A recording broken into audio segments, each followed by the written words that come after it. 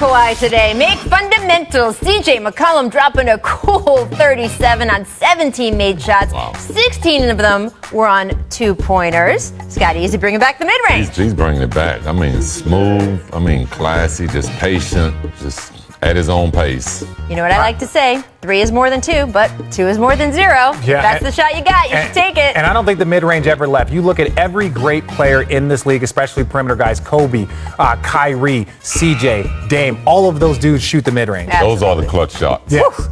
Miss attention late in Toronto.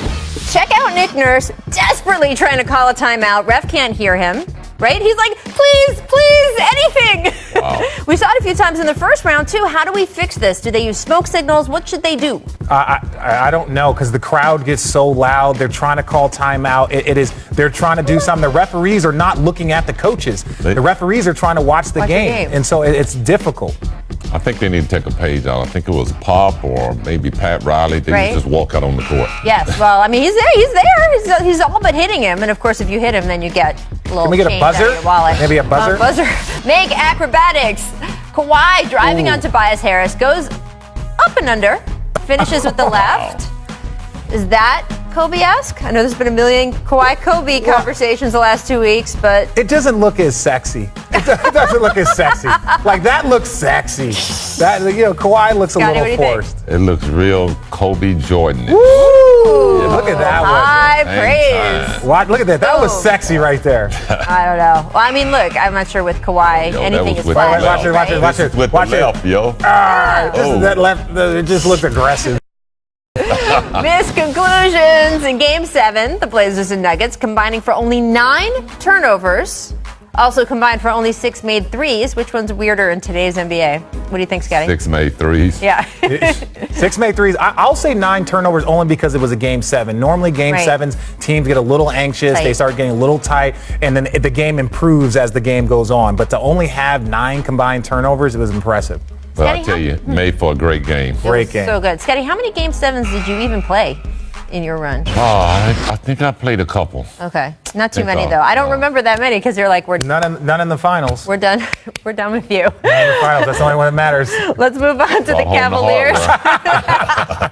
They have a new coach. Former Michigan head coach John Beilein will join Cleveland on a 5-year deal, according to our own Adrian Wojnarowski. Beilein becomes the 3rd Cavs coach since the start of last season. Let's take a look at his resume. He'd been with the Wolverines since 2007, made 2 national title appearances in his time there. What do you think, Mr. Former Cleveland Cavalier?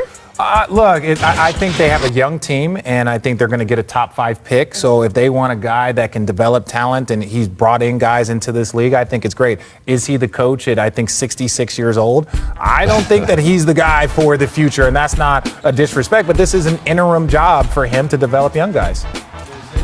Well, I mean, I think it's a surprising hire. I didn't think that they really shopped out much to put this job out on the market. So this is something that was already premeditated. So hopefully he's a good fit for him. As Richard said, this is a very young team. And right now they're just fishing for anything that can come out good out of Cleveland. I mean, they did talk to a bunch of assistant coaches around the league. They did some interviews like that.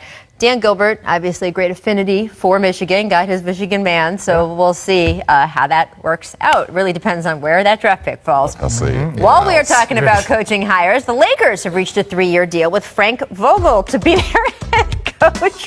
Willick reporting the length of term there. Vogel made back-to-back conference finals appearances as Pacers head coach in 2013 and 14, of course, who beat him in those finals. Yeah, Bron. There we go. He also agreed to let Jason Kidd be part of his coaching staff, which was reportedly a point of contention in the Lakers' talks with Ty Lue. You might recall Jason Kidd saying on this show he would like to coach the Lakers. So, Scotty, what do you think of Vogel saying okay to Jason being on his staff when Jason's made it clear he actually wanted that job? Well, I take my hat off to Jason Kidd as well. He's taking a back seat. But I think this is going to work out great for the Lakers. You got 2 pretty much young coaches, great experience, and have an opportunity to help some players that have some great upside in this game. And there's no one in this league that wouldn't want Jason Kidd along on their staff. Yeah, and look, I think both of them combined bring everything that they need. You got the X's and O's. I think J. Kidd is a great development guy. He's got a great relationship in the locker room. But at the end of the day, when people want to know how did Frank Vogel become the coach?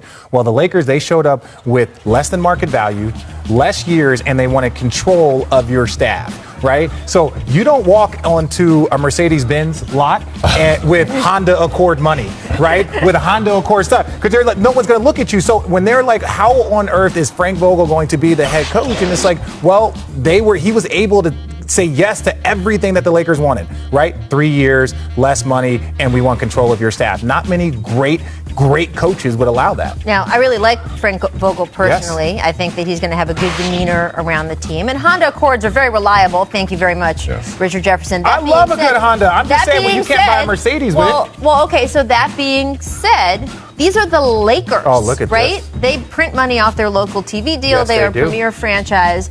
Why were they walking on the lot with Honda Accord money? Well, I just don't think that they have too many cooks in the kitchen right now. I think that's the problem. And you saw that chart. Yeah, you saw that chart. There's too many cooks in the kitchen, and it's not. I think Frank Vogel's going to do a good job. I think Jason Kidd, them combined, are going to do a great job. But even T. Lue was okay with having Jason Kidd, but don't make me a 3-year interim coach. Right. Give me my 5-year market value. That was the issue, and they weren't willing to do that. I mean, that's what we saw from Cleveland, right? Mm-hmm. They gave Beeline a 5-year deal, and Ty walks in and says, hey, I want a title with you guys as a player. I want a title somewhere else as a head coach. Great resume. I have a great X's and O's resume. But they gave a 66-year-old a 5-year deal. So there you go. Coming up, Richard is going to